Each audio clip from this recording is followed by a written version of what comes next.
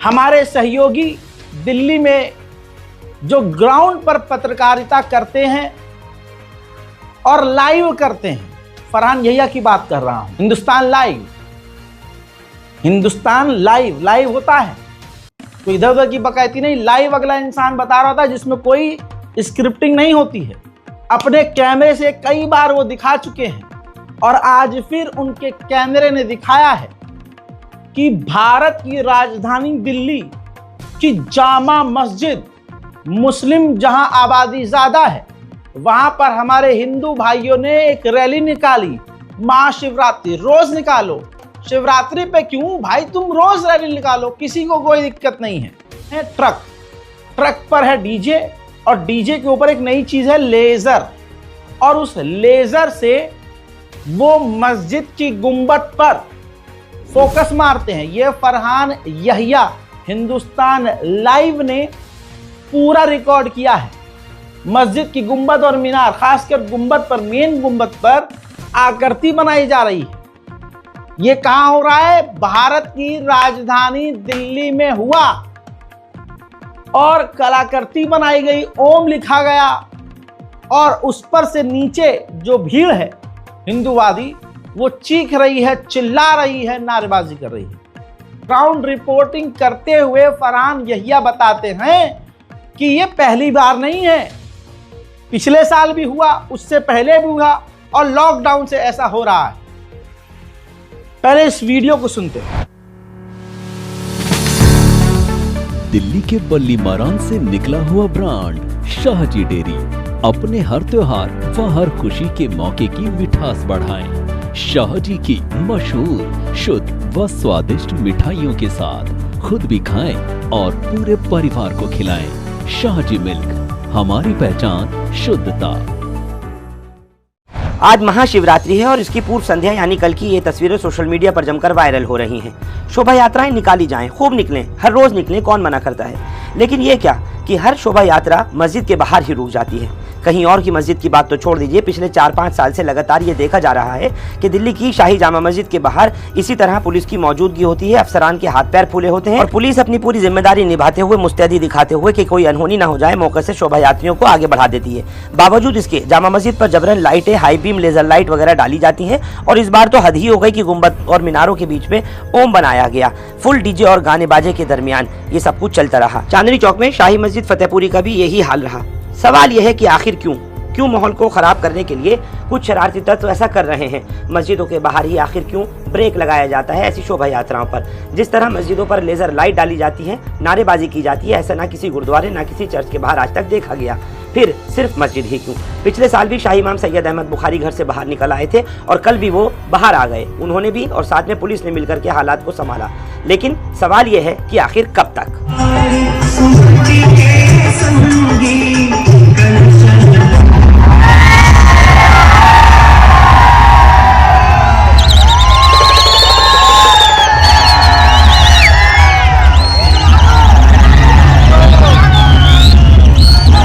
हजरात, अब इस मामले पे ज्यादा जानकारी उसी से लेंगे जिसको ज्यादा पता है।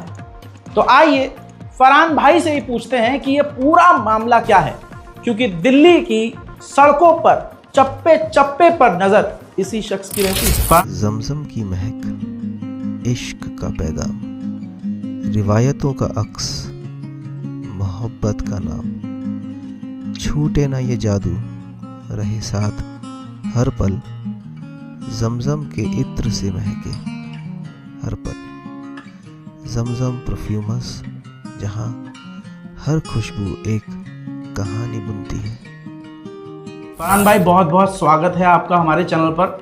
और सीधा सीधा आप बताइए कि असल में पूरी ये चीज़ जो घटना हुई है, वो इसके पीछे क्या मकसद था, आपको देखकर क्या लगा और ये इन तस्वीरों के पीछे की सच्चाई क्या है? देखिए रजा, ये मामला कोई अब पहली बार नहीं हुआ। यानी महाशिवरात्रि का मौका है और एक शोभा यात्रा उसकी पूर्व संध्या पर निकल करके जा रही है, ये कोई पहली बार नहीं है।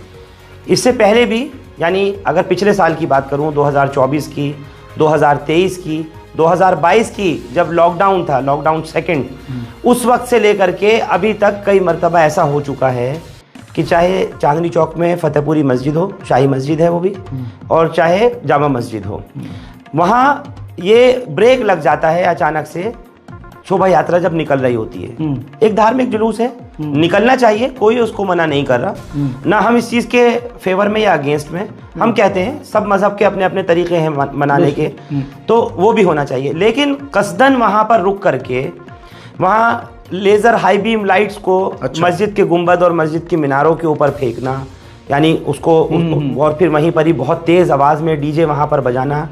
पुलिस की वहाँ पर मौजूदगी होती है, थाना जामा मस्जिद, थाना दरियागंज का स्टाफ तमाम लगा हुआ होता है। पुलिस लगातार यही कोशिश करती है कि किसी तरह से कोई कंट्रोवर्सी नहीं पैदा हो, कोई मिसहैपनिंग नहीं हो, किसी तरह की अनहोनी ना हो, और बहुत सुकून से जो शोभा यात्री हैं वो निकलते हुए चले जाएं। मतलब यहाँ पर पुलिस बिल्कुल अपना काम सही कर रही थी, लेकिन जो भीड़ थी उसमें कुछ ऐसे लोग थे जो ये सब काम कर रहे थे, लेजर मारना, इस तरह से भड़काऊ गाने बजाना, हाई बीपी पे म्यूज़िक देना, गाना बजाना, ये सब वो लोग कर रहे थे। और क्या पुलिस उन्हें रोक रही थी या उनको आगे चलने को कह रही थी कि आप आगे बढ़ो यहाँ से, या उन्हें रोक नहीं रही थी? वो शरारती तत्व थे या नहीं थे, ये स्वनियोजित यानी ये प्री प्लान था या नहीं था, हर साल ये इसको इंटेंशनली करते हैं या अनइंटेंशनली करते हैं, मैं नहीं जानता। लेकिन हाँ, इतना ज़रूर है कि जो वर्दी वाले हैं वो भी, और जो बिना वर्दी के लोग हैं, यानी जो वॉलंटियर्स हैं जामा मस्जिद इलाके के, वो लोग खड़े होते हैं हमेशा, और उनकी यही कोशिश होती है कि ये पुरसुकून यहाँ से चले जाएँ, किसी तरह का कोई इख्तिलाफ नहीं हो जाए, किसी तरह का कोई टसल पैदा नहीं हो जाए, क्योंकि ये मुस्लिम डोमिनेटेड इलाका है, आपको सबको मालूम है रज़ा।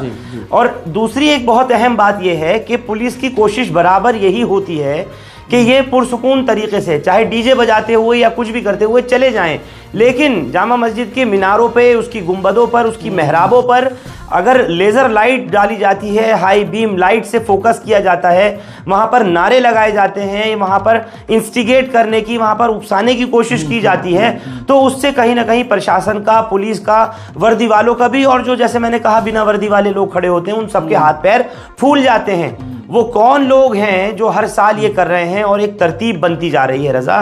मैं यही आपसे कहना चाह रहा हूँ कि इलाके के माहौल को बिगड़ने में कोई देर नहीं लगती, क्योंकि शरारती तत्व उधर भी, शरारती तत्व इधर भी हमेशा देखा जाता है। और यही है पूरे भारत का सिनेरियो, आज से नहीं, ये तो अंग्रेज़ों के दौर से भी पहले, और न जाने मुगलों के दौर से पहले रामलीलाओं के मंचन चले आ रहे हैं, मुहर्रम के जुलूस निकलते चले आते हैं, 12 रबीउल अव्वल का जुलूस निकलता है, रामलीला, राम बारातें निकलती आ रही हैं। कोई आज की बात है?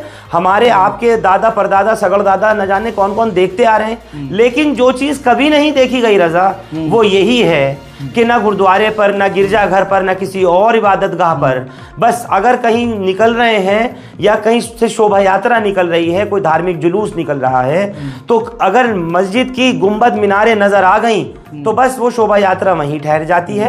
ये सिनेरियो दिल्ली की बात नहीं कर रहा, सिर्फ जामा मस्जिद फतेहपुरी की बात नहीं कर रहा हूँ, बल्कि पूरे देश में ऐसा देखा गया है। कई जगह तनाव हुआ, कई जगह दंगे भी हुए, कई जगह दंगे हुए, कई जगह आपने सब कुछ देखा, सारी दुनिया देख रही है। मेरा कहने का मतलब सिर्फ इतना ही है। मुसलमान क्यों नहीं करते भाई ये काम? मैं तो सोच रहा हूँ ये अच्छी बातें नहीं करते।